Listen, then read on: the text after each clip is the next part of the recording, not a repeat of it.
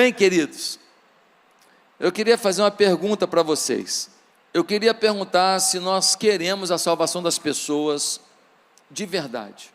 Você quer a salvação dos seus filhos, dos seus amigos, dos seus colegas de trabalho? Você quer a salvação do pessoal do seu prédio? Você quer a salvação dos seus vizinhos da vila? Dos seus vizinhos lá da rua? Você realmente quer isso? De verdade? É para valer mesmo? Você quer que cada filho seu se converta, que cada amigo seu se converta? É do fundo do coração? É de verdade? A pergunta é, onde que nós estamos falhando? Por que pessoas que convivem com a gente acabam não se convertendo? Por que pessoas que trabalham com a gente todo dia acabam não se convertendo? Pessoas que moram a uma porta da gente não estão se convertendo? Ou será que você não reconhece que a conversão é fundamental? Ou será que você não reconhece que fora de Jesus a vida não é abundante? É uma vida escassa, é uma vida de frustração. Será que você reconhece que a vida em Cristo traz uma paz interior que só Jesus pode dar? Será que você reconhece que a vida em Cristo traz uma alegria que só Ele pode dar? Será que você reconhece que a vida em Cristo traz uma esperança que só Ele pode dar? Será que você reconhece que a vida em Cristo traz um foco, um direcionamento de vida que só Ele pode dar? Será que você reconhece que em Cristo há um conforto diante dos problemas, das lutas, que só Ele pode dar? Porque se você não acreditar nisso, então por que eu vou oferecer o Evangelho para as pessoas? O cara trocou de carro, ele comprou, a irmã trocou de bolsa, a família viajou para a Europa, está tudo bem. A gente começa a olhar para essas pessoas como já estando com a vida numa boa, e não estão. E não estão, porque fora de Cristo não estão. E alguns estão até trocando de carro, trocando de casa, comprando mais bolsa, não sei o que lá, para tentar suprir isso que ainda não tem. E às vezes trocou de carro, pegou um boleto desse tamanho de 5 anos, porque comprando esse carro, quem sabe, eu vou me sentir realizado. Tolinho, com uma semana vai descobrir que não realizou o coração, porque o que falta para a pessoa é Jesus, é a presença dEle, é o amor dEle, é o seu Espírito, é a sua paz. Ah, queridos, vocês concordam que tem amigos nossos, parentes nossos, que nunca vão pisar aqui por mais que a gente convide? Quantas pessoas que você já convidou, vamos lá na igreja, e fala, eu vou sim, quantos anos tem isso? Vou sim, os anos se passaram, eles nunca pisaram aqui, não vão pisar. O sistema venha a nós, venha para o culto, ele não funciona. O sistema, se quiser venha até aqui, não funciona.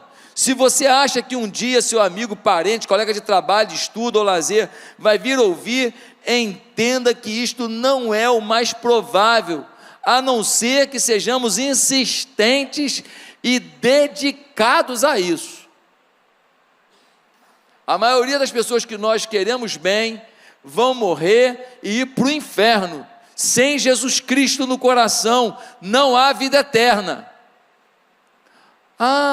Mas a pessoa é tão boa. Eu escutei um dia desse, um ex-apresentador, muito famoso do Brasil, que já morreu. Ele dizia assim, acho que o segredo da vida é você não fazer mal para ninguém. Ou seja, na cabeça dele, não faço mal para ninguém, sou uma pessoa do bem. Então, isso é suficiente. Só que as boas obras não salvam. Ninguém é bom para ir para o céu. Ninguém é bom para viver com Deus. Ninguém é bom o suficiente para merecer a vida eterna, meu. Começa em Cristo isso, e termina em Cristo. Sem Ele não tem jeito. Quem cumpriu o processo redentivo, o processo salvífico, o processo transformador, o processo de garantia do céu, foi Jesus na cruz. Se não receber Ele numa experiência pessoal, como o Senhor da vida, não tem vida eterna, por mais bonzinho que você pareça ser.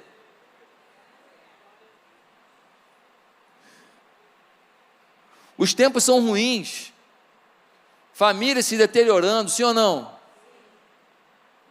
Você chega para o seu filho e fala assim: filho, quantos pais dos seus amigos já passaram por um casamento ou no segundo? A maioria. E eu não estou julgando ninguém aqui não, eu não estou criticando ninguém, estou dizendo que é uma realidade, e é uma realidade que traz dores, traz despesas, traz frustrações, traz depressão e traz morte. Morte emocional e às vezes morte física. Quem passou por isso sabe que é duro. O melhor não passar, o melhor superar. Mas vivemos um tempo de violência, um tempo de esperteza, um tempo em que quem rouba, sai ainda da entrevista, acusando os outros, mais sujo que pau de galinheiro, de tanto pecado, tanto roubo. Porque esse pessoal, meu Deus do céu, não há mais consciência na sociedade. E nós estamos brincando, achando que os nossos amigos vão ser salvos num ambiente podre como esse, de uma televisão podre como a que temos hoje, de novelas podres como temos hoje, de programas de entrevista, os programas de entrevista que estão tendo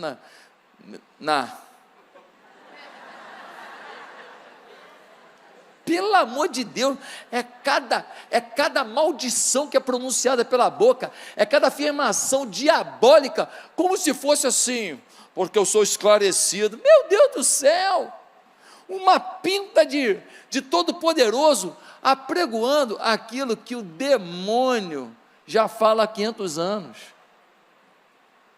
há 1000 anos, há trocentos anos. Gente, o tempo é difícil, e nós estamos deixando as pessoas que amamos, sem conhecer o Evangelho de Jesus. Agora, tem gente que canta na igreja assim: essa casa é tua casa, Senhor, fica, só quero ficar neste lugar, fica comigo. Mentira. Mentira, mentira, pastor, quem é você para julgar meu coração? É mentira. Ué, pastor, por que é mentira? Porque você está acreditando num conto de fadas. Como assim? Porque você não conhece a Bíblia. Olha o que diz Atos 1:8. Atos 1:8, Jesus, antes de subir ao céu, as últimas palavras de Jesus, as últimas palavras são importantes, sim ou não? O cara vai morrer na cadeira elétrica, vão apertar o botão, ele vai morrer. Quais são as últimas palavras? Sim ou não? É importante. A última palavra dele: mas recebereis o poder do Espírito Santo. Olha, mas recebereis o poder. Cara, vem, Senhor, só quero o Senhor, o poder. E ser-me-eis testemunhas, tanto em Jerusalém, como em toda a Judéia e Samaria, e até os confins da terra. A pergunta que eu faço é: para quem Deus vai dar poder? Para quem quer ser testemunha. Recebereis o poder e ser-me-eis testemunha. Deus não vai dar o poder para você que ficava doidão na maconha, agora ficar doidão no espírito. Para você que ficava doidão no sexo, agora ficar doidão no espírito. Só trocar a fonte do prazer. Irmão, que conversa é essa? O Evangelho não é feito disso. Pode ter um momento de êxtase espiritual? Pode. É gostoso? É prazeroso. As lágrimas vêm. A gente se quebranta, é maravilhoso. Já passei por isso trocentas vezes. Mas a vida cristã não é feita disso. A vida cristã é feita de um poder que vem para quem quer testemunhar. Agora, sabe qual é o problema? Muitas vezes nós não estamos testemunhando, porque não temos o que dizer. O testemunho é de alguém que viu o episódio. Pastor, queria que o senhor desse um testemunho aqui, porque fizeram um assalto lá no BRT agora. Eu não posso. Por quê? Porque eu não estava lá. Eu estava no culto, como é que eu vou dar testemunho do que aconteceu no BRT, amigo? Eu não estava lá. Eu não vi. Quem testemunha tem que ver. Nós temos visto tão pouco de Deus, que temos testemunhado pouco de Deus. E por conta disso, o Senhor não tem nos dado o poder. Porque o poder é para testemunhar. Não é para você falar, nossa, estou cheio de glória.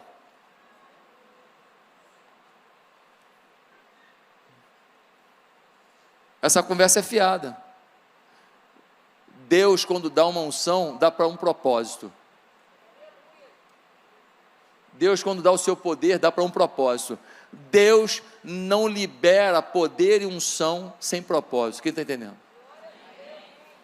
Meus amados irmãos, olha o que diz o texto: ser minha testemunha tanto em Jerusalém, Judéia, Samaria, até os confins da terra. A Palestina era dividida em 5 regiões: a Galileia, a Judéia, a Pérea, a Samaria e Decápolis. É como se fossem os estados de hoje. É como se a Palestina fosse dividida em 5 estados. Então, o que Paulo está dizendo? O que Jesus está dizendo? Vocês têm que ser testemunhas, tanto na cidade do Rio de Janeiro, como no estado do Rio, como em todo o Brasil, como em todo o mundo. É isso que o Senhor espera de nós. Ele espera que nós sejamos testemunhas. E isso aconteceu de uma maneira muito incrível na vida de uma igreja. A igreja de Tessalônica. Essa igreja foi uma igreja em que os amigos, os parentes das pessoas começaram a se converter. E com base nessa igreja, a gente consegue entender o que pode fazer nossos amigos, nossos colegas, as pessoas que convivem conosco, aceitarem a Cristo ainda esse ano. E a gente responder a pergunta: como seus amigos precisam te ver para que se convertam? Por isso, abra sua Bíblia na primeira carta aos Tessalonicenses, no capítulo 1. E nós vamos ler algo muito interessante.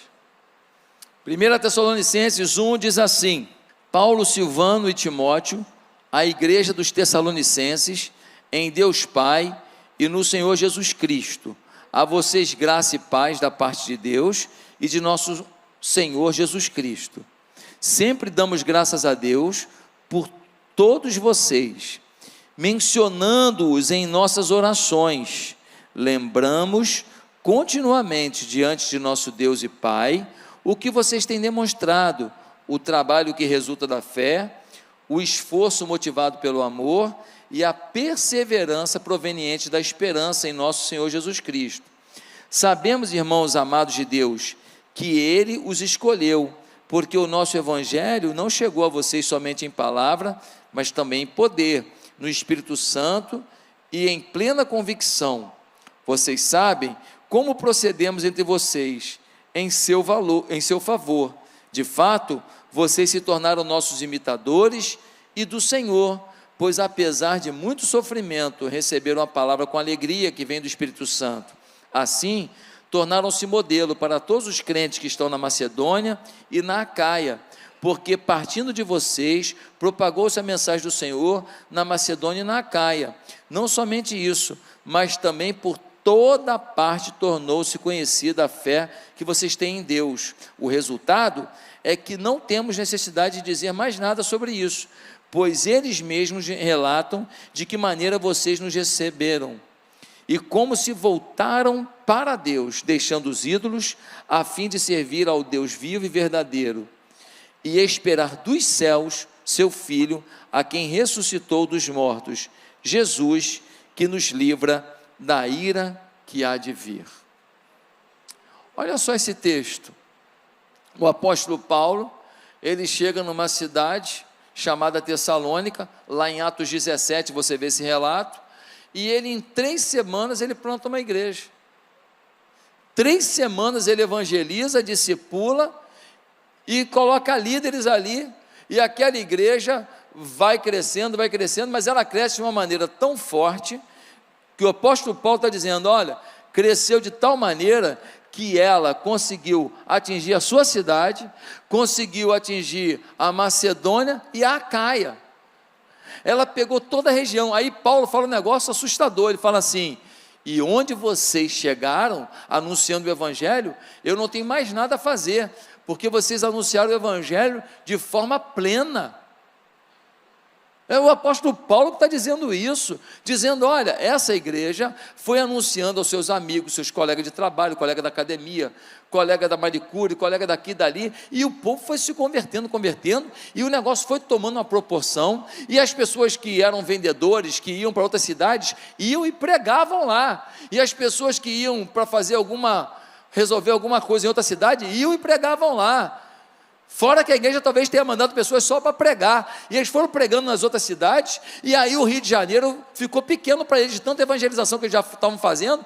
Foram para Niterói, foram para São Gonçalo, foram para Nova Iguaçu, foram para Caxias, pegaram a região toda, pegaram a Baixada toda, e saíram pegando, e pegaram Magé, Piabetá, e o evangelho se expandiu. E aonde vocês falaram, não tem mais nada a dizer. Vocês fizeram um trabalho bem feito. Não é maravilhoso isso? Não é maravilhoso? A pergunta que vem agora é, o que tem faltado para a gente para viver isso? As pessoas que convivem conosco querem ver um evangelho que seja mais do que um discurso. Querem ver um evangelho que seja real. Querem ver o evangelho que eles digam, vale a pena. Querem ver o evangelho que eles digam, eu quero isso para mim. Porque falar, eu vou na igreja, eu sou evangélico, não está fazendo diferença hoje não.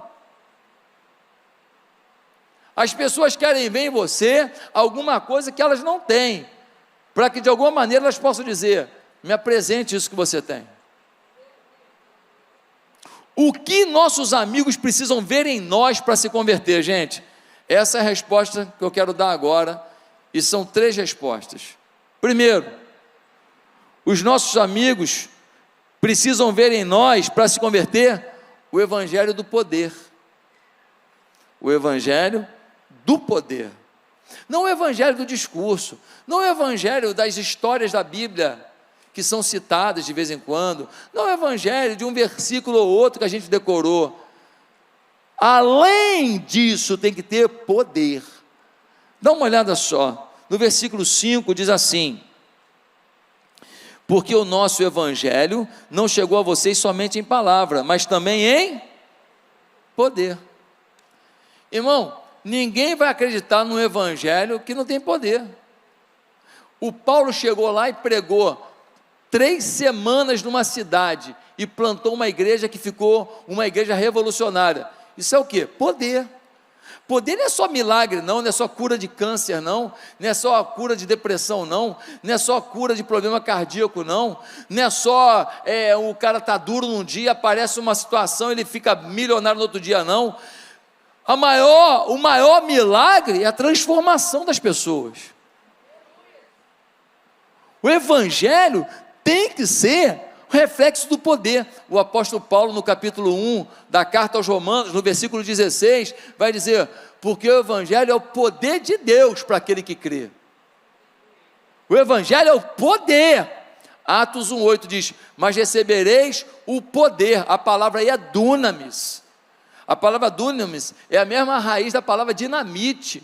Ou seja, o evangelho é um poder que explode os alicerces do mal, que explode os aprisionamentos do mal, que explode as resistências do mal. O evangelho não fica circunscrito, não fica preso, não fica amarrado, ele destrói o que o atrapalha e ele se expande. Esse é o evangelho do poder, o evangelho que muda a vida da gente, o evangelho que muda a vida das pessoas. Ninguém pode se contentar só com ensino, sem ter poder. A igreja tem um monte de gente que sabe as histórias de Jó, a história de Moisés, a história de Noé, a história de Davi, a história de Sansão, a história de Paulo, a história de Pedro. Sabe ensino, mas não sabe de poder. As pessoas querem ver que a tua oração tem poder, que a tua vida tem poder, que você tem uma aliança de poder, que diante das circunstâncias da vida, das lutas da vida, você tem poder.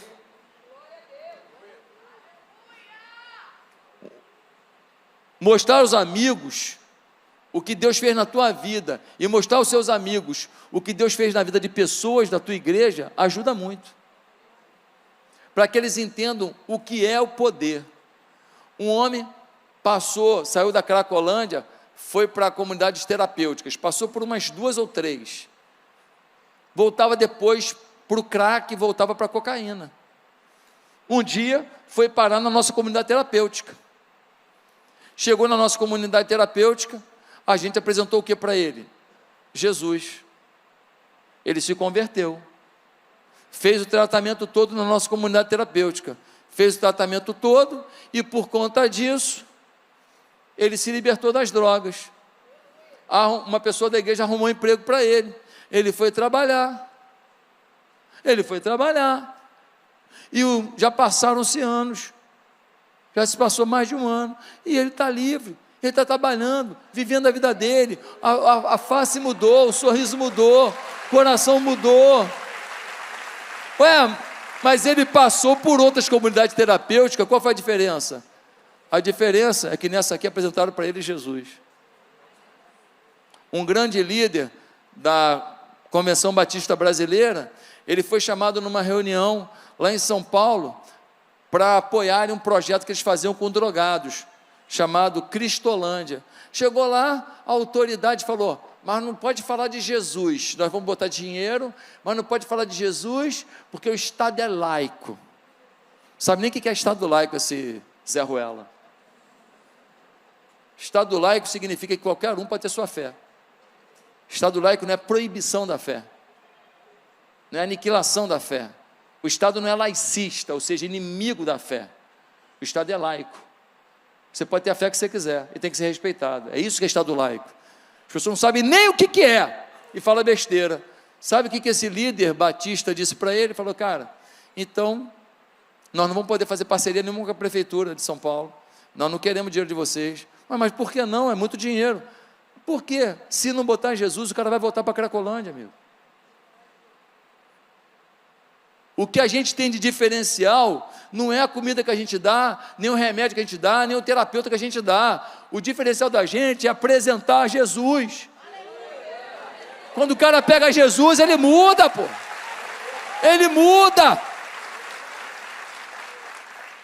Nós temos um pastor na nossa igreja, é pastor da nossa igreja de Caxias, pastor Jobert.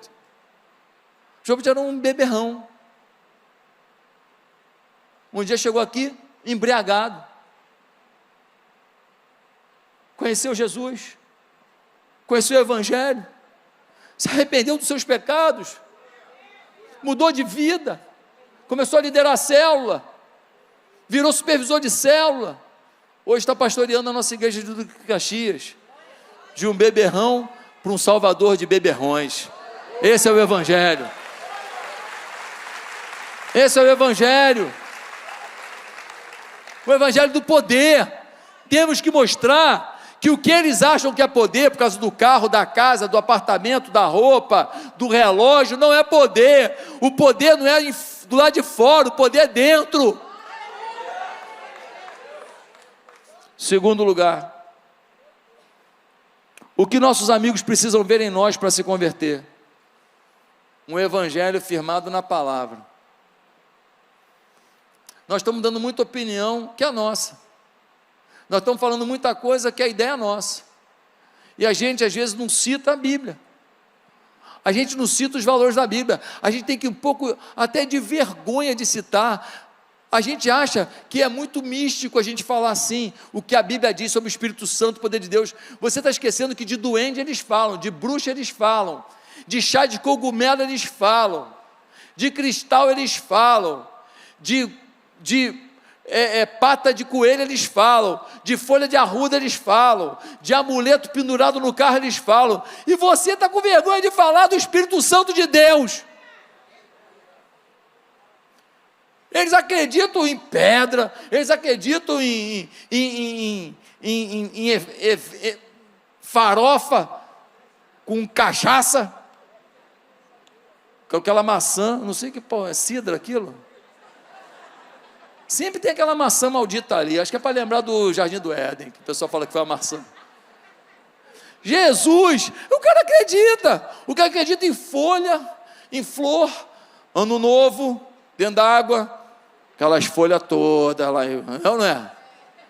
E você com vergonha de falar do Espírito Santo de Deus, que está na tua vida. Nós temos que pregar o Evangelho firmado na palavra. Olha o versículo 5, diz assim: porque o nosso Evangelho não chegou a vocês somente em palavra, mas também em poder, no Espírito Santo e em plena convicção. Paulo falou, eu preguei do que eu acredito. Eu quando pregava, o meu olho brilhava. Eu quando pregava, você via sangue no olho. Eu quando pregava, eu falava do que era uma realidade para mim. Eu preguei com convicção. Eu não preguei mais ou menos não. Eu preguei com total certeza de que eu estava anunciando o que eu experimentei. Nós temos que pregar o Evangelho firmado na palavra. Um Evangelho que não está aí para... vamos falar bonitinho, para agradar os outros. Não, cuidado para não magoar ninguém, querido, não tem que magoar ninguém, não tem que ser grosseiro com ninguém, mas o nosso Evangelho é inegociável, é firmado na palavra, porque só a palavra transforma, a palavra amolda a nossa vida para uma vida melhor, a palavra tira a gente de um rumo de pecado, de erro, coloca a gente num eixo de esperança, prosperidade e paz. A palavra faz a gente perdoar, a palavra faz a gente amar, a palavra faz a gente andar a segunda milha, a palavra faz a gente dar a outra face, a palavra faz a gente não querer perder os valores principais. A palavra. É a palavra. Quando Jesus foi tentado lá, as 3 vezes por Satanás, depois de 40 dias de jejum e oração, como que ele respondeu Satanás? Citou a palavra. Cada vez que o diabo fazia uma tentação, ele, palavra, tentação, palavra, tentação, palavra, era o tempo inteiro palavra. Nós temos que firmar o nosso Evangelho na palavra, nós estamos citando pouco a palavra, e pior de tudo, é que tem gente dentro das igrejas, não é a nossa não, mas dentro das igrejas, alguns se anunciam pastores, que querem descredenciar a palavra, dizendo que a Bíblia não é a palavra de Deus, ela contém a palavra de Deus. Ou seja, se ela contém um pouquinho da palavra de Deus aqui, esse aqui não presta não, esse não. Esse aqui serve, esse aqui não quero não. Essa parte aqui, essa é legal, hein? Tu és o campeão, opa, gostei. Algumas pessoas, elas estão querendo adulterar a palavra. Apocalipse 22, versículo 18 e 19, vai dizer que quem altera uma letra dessa palavra será réu de maldição.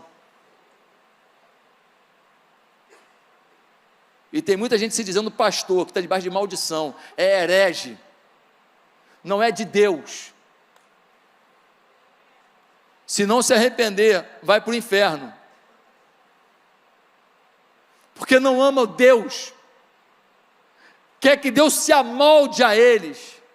Tem 2 motivos pelos quais algumas pessoas estão adulterando a palavra. Primeiro motivo, se apaixonaram por escritores de teologia liberal. A teologia liberal é um cético querendo interpretar a Bíblia. A teologia liberal é um cara que não acredita nas coisas de Deus, querendo interpretar a Bíblia. Então ele não acredita em milagre? Não. O personagem tal, esse personagem aqui não. Mas a Bíblia, esse personagem não tem nenhuma citação dele arqueológica, não.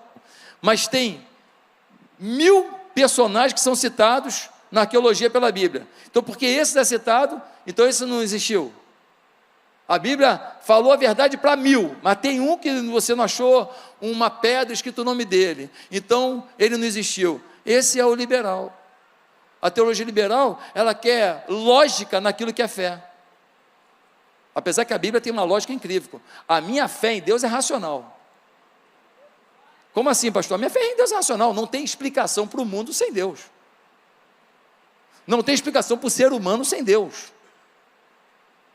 A gente entra num abismo de dúvida que nenhuma teoria é capaz de dar suporte. Existe uma coisa tão inteligente no mundo que não tem como você achar que isso foi acaso. Você é tão perfeito, é tão detalhado, o ser humano é tão específico que só pode ter sido feito a imagem e semelhança de Deus mesmo. Você não é um projeto em andamento. Não tem um homem agora já com 4 metros e com o olho atrás para não tomar pescotapa. Não tem. Não tem. Um cara que corre para trás também porque às vezes tem que correr olhando para frente. Não tem. O ser humano foi feito à imagem e semelhança de Deus. Você pode dizer, eu creio em Deus não só por causa da minha fé, por causa da minha razão, porque a minha razão me mostra que não há lógica alguma na existência do mundo e do homem sem Deus. Meus amados irmãos, agora, é conveniente reinterpretar a Bíblia sobre sexualidade, ignorando Adão e Eva, o sistema bíblico de sexualidade, do homem e da mulher dentro do casamento. É bom reinterpretar para quem quer viver outra sexualidade, para quem quer pegar geral, para quem quer fazer errado, para quem quer viver uma vida fora da palavra de Deus. É bom reinterpretar a Bíblia sobre casamento para quem não quer levar a sério o casamento, para quem por qualquer coisinha da sua vaidade, do seu orgulho, sai do casamento, qualquer briguinha, qualquer palhaçadazinha, quer dar fim a um casamento, quer deixar os filhos chorando em casa. Realmente é conveniente reinterpretar a Bíblia quando ela fala de dízimo e oferta para quem não quer contribuir. Eu vou não, porque o dízimo, porque Paulo não falou do dízimo, ele falou de dar conforme o coração, e o teu coração é sempre medíocre. Nunca, segundo o coração, é para dar além do dízimo, é sempre para dar a quem? É legal reinterpretar a Bíblia para atender a nossa demanda. O primeiro motivo pelo qual as pessoas querem reinterpretar a Bíblia é porque amam a teologia liberal. O segundo é porque querem que a Bíblia satisfaça seus desejos carnais. A consciência pesa, estou fazendo coisa errada, então eu não quero que a minha consciência pese. Então o que eu falo? Não, isso aí não é bem assim não. Por quê? Porque se todo mundo disser que não é bem assim, eu fico numa boa. Eu continuo fazendo o que eu quero, eu continuo pecando do jeito que eu quero, e está tudo bem. Continuo passando os outros para trás, mas eu ajudo um pobrezinho. Quer dizer, tu rouba milhões e ajuda alguém com alguns centavos, e a consciência está abrandada, legal. Muitos de nós estamos caindo no engodo desses que estão infiltrados na igreja. A Bíblia diz que nos últimos dias haveriam falsos profetas que enganariam a muitos. Quem é falso profeta? Falso profeta é quem parece profeta. O falso profeta mais normal no Brasil hoje é pastor que não é pastor. Se diz pastor, mas prega contra a Bíblia. Por quê? Porque para ser falso profeta, falso pastor, tem que parecer pastor. Senão não é falso, é outra coisa. Nós temos que entender que o evangelho que a gente tem que levar para as pessoas é a palavra. Pega versículo, leia, decore, bote escrito na sua geladeira, bote escrito em algum lugar da sua casa, para você estar olhando aquele versículo até você decorar, sabe? Pega alguns versículos chaves, que falam, olha, meu amigo, deixa eu te falar, porque todo homem pecou, e destituído está da glória de Deus. Vê lá, anota, faz uma cola na sua Bíblia. Olha, todo homem estava condenado, mas o dom gratuito de Deus é a salvação em Cristo Jesus. Vai lá, bota uma colinha, escreve o versículo. Mas em nenhum outro há salvação, porque também debaixo do céu nenhum outro nome há dado entre os homens pelo qual possamos ser salvos. Vai lá e anota lá o versículo. de Atos capítulo 4. A todos quanto receberam, deu-lhes o poder de serem feitos filhos de Deus. Vai lá, anota lá, João capítulo 1, versículo 12, vai lá, faz uma colinha. Há um só Deus, um só mediador entre Deus e os homens, Jesus Cristo, o homem. Só se chega a Deus através de Jesus. 2 Timóteo 2, bota lá, anota.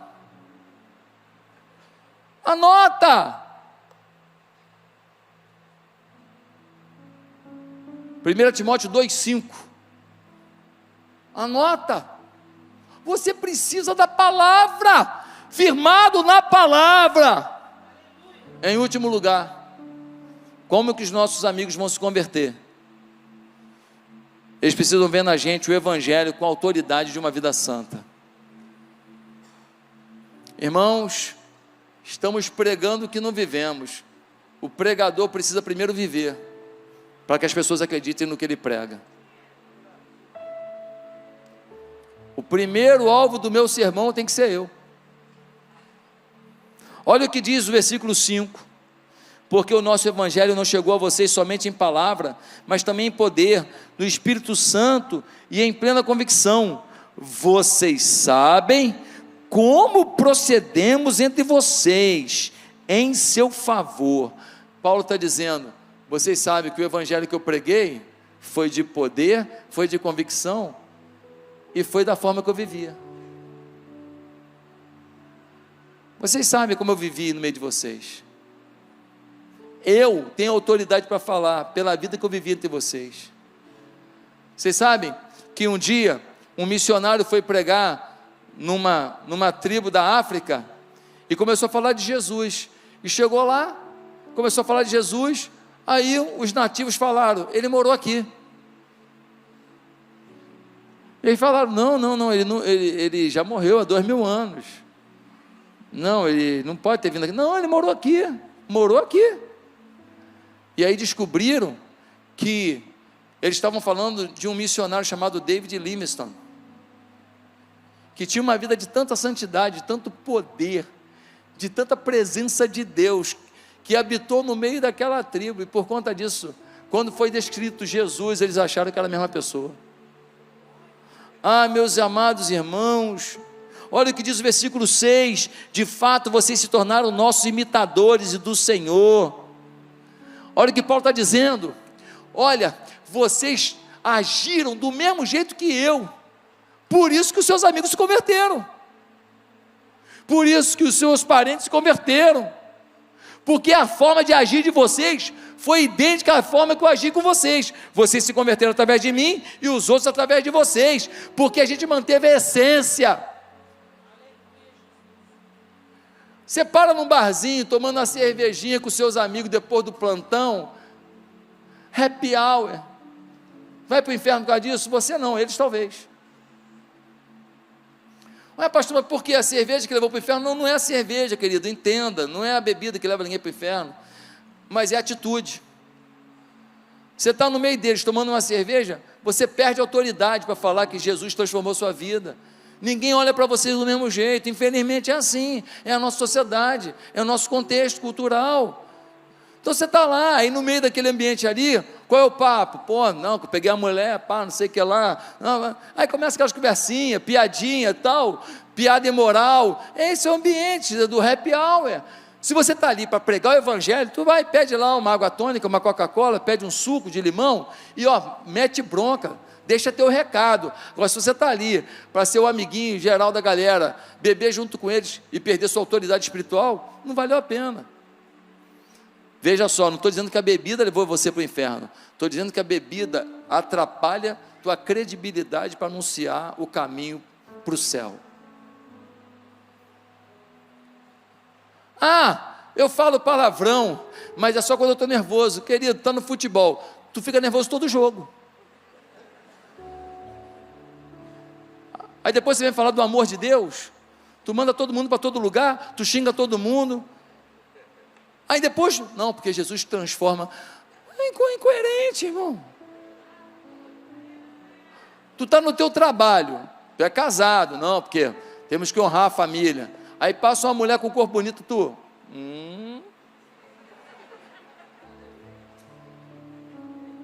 está todo mundo te olhando. Todo homem tem atração por uma coisa bonita, toda mulher tem atração por coisa bonita. Você não é pior do que ninguém, nem melhor que ninguém. Agora, quando você está conduzido pelo Espírito, você freia isso, você controla isso, senão você queima seu filme. Passa e você... Aí quando você acaba de espichar o olho, alguém olha para você e fala assim, fala aí, crentão. Pronto, vergonha pura. Maior vergonha, sim ou não? Maior vergonha, mas não é uma tentação? É uma tentação. Está todo mundo andando para lá e para cá, exibindo seus corpos, homens e mulheres o tempo inteiro. Então você precisa entender que você vai ter que estar freado nisso, pensar em como vencer isso, para que o seu testemunho não seja prejudicado, sabe? O que me chama mais atenção aqui é o versículo 6, quando diz assim, ó: pois apesar de muito sofrimento, receberam a palavra com alegria que vem do Espírito Santo. Olha o que Paulo está dizendo: vocês foram meus imitadores, e vocês serviram a Deus no meio do sofrimento. Sabe o que isso quer dizer? Maturidade. Tem gente que quer servir a Deus quando resolveu o problema financeiro, quer servir a Deus quando resolveu o problema da casa, quer servir a Deus quando resolveu o problema da aposentadoria, quer servir a Deus quando resolveu o problema da empresa. Ei, querido, esse povo estava sendo perseguido, estava no meio do sofrimento, mas diz a Bíblia, que eles mantiveram a alegria do Senhor, do Espírito no meio do sofrimento. Isso é maturidade. Maturidade é você saber quem você é e qual a sua missão, independente das circunstâncias. Pode anotar. Se quiser tirar uma foto aí, postar esse texto aí no seu Instagram aí, para divulgar a igreja, me marque e marque a igreja. Maturidade é você saber quem você é e qual a sua missão, independente das circunstâncias. O imaturo, a circunstância define como que ele vai agir, a circunstância define o que ele vai fazer ou não, mas quem é maduro sabe quem é e sua missão, independente da circunstância. Amém? É isso aí, gente. O doutor Andrew Murray, ele começou a pregar na África do Sul, e começou a haver um avivamento, e as pessoas começaram a falar do doutor Andrew Murray pelo mundo afora. Aí a igreja holandesa estava pensando em convidá-lo para ministrar, e mandou uns pastores da Holanda para a África do Sul, para ver o ministério do Andrew Murray, para ver se ele era aquilo tudo mesmo, se ele era um homem cheio de Deus mesmo, como estavam dizendo. Sabe o que aconteceu? Quando os irmãos da igreja holandesa voltaram, perguntaram para eles: vem cá, e aí, o Andrew Murray era aquilo tudo? A resposta deles: ele não prega metade do que vive.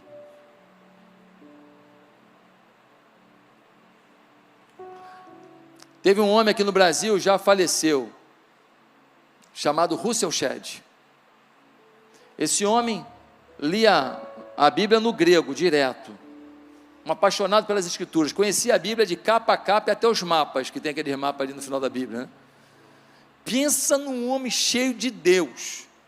Um dia eu convidei ele várias vezes, mas uma vez eu o convidei, e aí eu fui para o quarto de hotel, me tranquei com ele no quarto do hotel, falei: hoje o senhor vai me responder várias perguntas. E eu fiquei ali mais ou menos 2 horas fazendo pergunta para aquele homem. O pastor Russell Shedd não era um grande pregador assim, eloquente, não, nada disso. Aquele cara que mobiliza a multidão, não. Mas quando ele começava a falar, a sua paixão pelas Escrituras, a sua piedade, a sua santidade eram exaladas. A gente ficava perplexo, porque é gostoso ficar perto de gente cheia de Deus. É gostoso. Meus amados irmãos, como Russell Shedd impregnou esse país da glória de Deus, só pela vida. Hoje, Deus está querendo que a gente mude a nossa forma de viver. que a gente olhe para os nossos colegas, parentes, amigos de trabalho, de futebol, de academia, de rua, a gente olhe como pessoas que o Senhor nos confiou para que eles conheçam a luz de Cristo, o poder de Deus. Tem que ter fogo dentro da gente para aquecer o coração dessas pessoas. Nós não podemos ficar, vem na igreja, mas lá na cantata de Páscoa é pouco. Mas eu queria te mostrar uma coisa.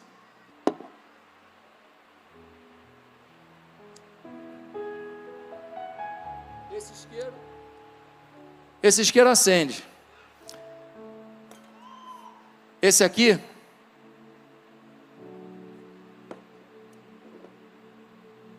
porque eu joguei dentro d'água, ele não acende. As pessoas estão tão mergulhadas no pecado, tão mergulhadas numa sociedade deturpada, que a chama do Evangelho não acende nelas. Mas tem um detalhe, dá uma olhada.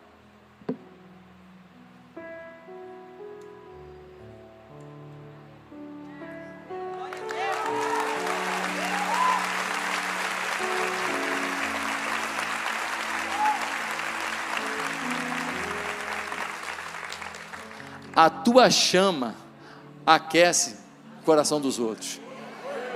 A tua chama ilumina os outros. A tua chama faz gente que você achava apagada, que você achava perdida, talvez tenha um brilho que você nunca imaginou, talvez até maior que o seu. Mas eles só vão queimar para Deus se você aquecê-los. Mas eles só vão se voltar para Deus se você acendê-los. Eles só vão se refugiar em Deus se eles conhecerem um fogo de Deus dentro da tua vida, uma paixão pela Escritura na tua vida, um evangelho do poder, um evangelho firmado na palavra, e um evangelho respaldado por uma vida santa. Se verem isso em nós, vão se converter. A questão não é se vão se converter, a questão é quando. O evangelho, ele sempre vence. O evangelho é maior do que a resistência de um coração perdido. O evangelho é maior do que a resistência de alguém completamente apático.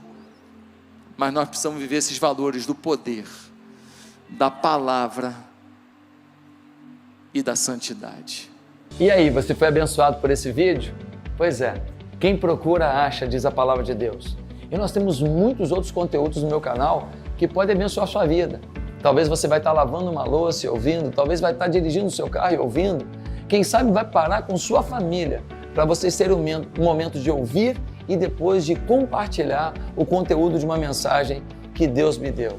Eu queria tanto participar mais da sua vida. Se inscreva no meu canal agora, acompanhe os outros vídeos, se inscreva para receber o Bom Dia com Oração, que é uma meditação diária que eu faço. Dessa maneira, sem sombra de dúvida, você terá muito mais recursos para a sua vitória. Meu papel? Somar com isso. Que Deus me dê essa oportunidade. Você pode me dar também essa oportunidade? Que Deus nos abençoe juntos. Fique com Deus.